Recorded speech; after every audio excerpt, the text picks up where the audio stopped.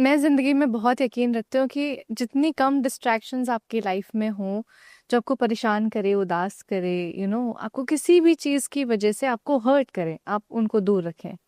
तो उसी वजह से मेरी book is all about what I feel, what I believe in my life. और कवर भी वैसा ही होना चाहिए, no distractions, just me Yeah. And just the things that I wanted to say. Can you give a little bit of a brief about in this book? I mean, I understand कि इसमें काफी it represents who you are. It obviously you sort of have gone viral on to protecting men. We all know that, right? मतलब अब there's no point of discussion. Yes, It's fact. It's there. Yes, But this book does not just have that. It has a reflection of how to sustain onto a relationship. I think इसका पहले subtitle था A Guide to a Healthy Relationship, right? Which eventually changed. But talk about it. सो पता है, कहीं ना हम जिंदगी में लोगों से बहुत उम्मीदें लगाते हैं। Yeah. और वो उम्मीदें हमको तोड़ती हैं। हम किसी चीज़ से नहीं हारते हैं, इंसान अपनी उम्मीदों से हारता है। और मैं यही यकीन रखती हूँ कि यार, अगर कोई इस किताब को पढ़ेगा तो वो बस ये सीखेगा कि ज़िंदगी में कुछ और मायने नहीं रखता है। मायने रखता है तो आपकी अपनी खुशी, आपकी अपनी ज़िंदगी और आपके अपने सपने। क्योंकि एक बहुत फेमस कोट है, ये लोग इतने बेचैन, इतने बेकरार क्यों हैं, ज़रूरत से ज़्यादा होशियार क्यों हैं, सबको सबकी खबर चाहिए, यहाँ हर कोई चलता फिरता अखबार क्यों है। तो लोगों को आपसे बस आपके बारे में जानना है कि आपकी ज़िंदगी में क्या चल रहा है, आपके बारे में जजमेंट पास करनी है। वो इतने क्रिटिक हैं आपको लेके कि आप अच्छा करें, बुरा करें, ज़िंदगी में कुछ पा लें, कुछ गवा दें। लोगों को सबके बारे में सब कुछ जानना होता है और सबके बारे में सब कुछ दैट कमेंट उनको पास करना होता है। लेकिन मैं ये किताब में कहती हूँ कि जाने दो, because moving on, let the society go away. अपनी लाइफ में सीखना, अपनी लाइफ में जीना, अपने लिए जीना बहुत मैटर करता है। Yeah. बहुत ज़्यादा मैटर करता है। Is this book focusing on that? Yes, yes. इस किताब में सबसे ज़्यादा यही है कि ज़िंदगी के पास, आपके पास ना बहुत सारे पड़ाव होते हैं जहाँ पे आप ज़िंदगी में अलग अलग इमोशंस को जीते हैं। आप सबसे पहले अपने बारे में देखते हैं, आप प्यार को जीते हैं, आप प्यार में घर चलाने के बारे में सोचते हैं, आप प्यार में मर जाने के बारे में सोचते हैं, प्यार से बिछड़ने के बाद में कैसे जीना है उसके बारे में सोचते हैं। तो प्यार से बिछड़ जाने के बाद जीना इस किताब में है। Yes, give us a hint, कैसे जीता इनसे?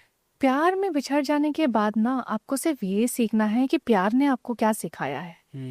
क्या प्यार आपको बर्बाद करके गया है या प्यार आपको आबाद करके गया है? प्यार यादें छोड़ के गए। प्यार यादें छोड़ के जाता है।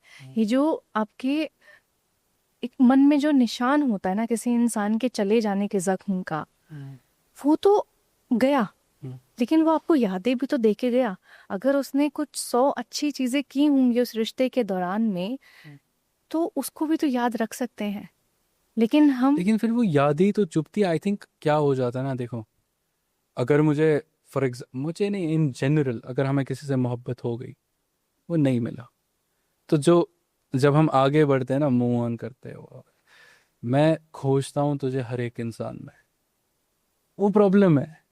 How can you not be, isn't that itself a betrayal to another person? No, Of course it is. I mean, let me explain it in a better perspective. I was in love with someone, let's say, for a minute, and that did not work out. I had my heart broken.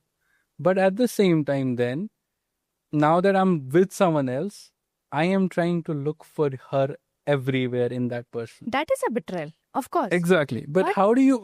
But love leaves memories. Memories is like कि प्यार में आपने जो अच्छी चीजें सीखी हैं, अच्छी आदतें सीखी हैं, उनको अपने साथ जियो। आपने जो बचपना निभाया है, जो गलत चीजें करी हैं, उनको अपने पास रखो।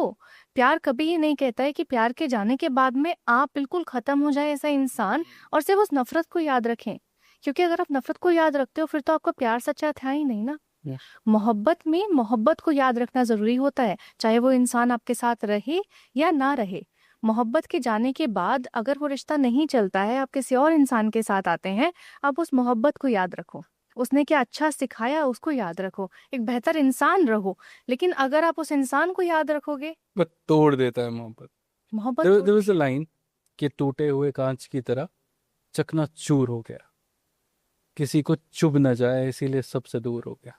अहमद फराज साहब का शेर है इसी पे कि आंसू निकल पड़े नींद में उसे दूर जाता हुआ देखकर, आंसू निकल पड़े उसे सपने में दूर जाता हुआ देखकर, आंख खुली तो यह एहसास हुआ कि इश्क सोते हुए भी रुलाता है। इश्क रुलाता है, इश्क का काम ही है आपको तड़पाना, लेकिन इश्क आपको जिंदा भी रखता है, इश्क आपको जीना भी सिखाता है। तो प्यार याद रखो, उस इंसान को भूल जाओ जिस इंसान ने कभी आपको दुख पहुंचाया हो या वो रिश्ता आपके लिए सही ना हो, उस रिश्ते को भूल जाओ।